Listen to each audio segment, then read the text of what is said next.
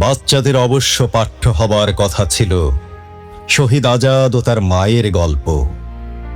প্রতিটি কলেজে অবশ্য পাঠ্য হওয়ার কথা ছিল রাইফেল, রটি আওরাত, স্বাধীনতার রূপকল্প।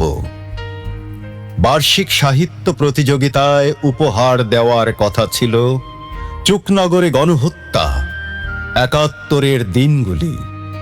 বিতর্ক প্রতিযোগিতায় প্রাধান্য পাওয়ার কথা ছিল ৭১-এর বৌদ্ধভূমি ও গণকবরের মতো বইগুলি।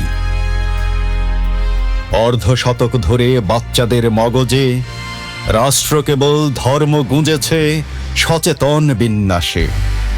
স্বাধীনতার ধ্বজাধারী দল আউড়েছে কেবল চেতনা চেতনা চেতনা পারিবারিক বিলাসে।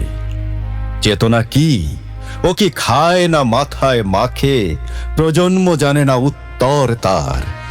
আহ, কি নিষ্ঠুর প্রহসন!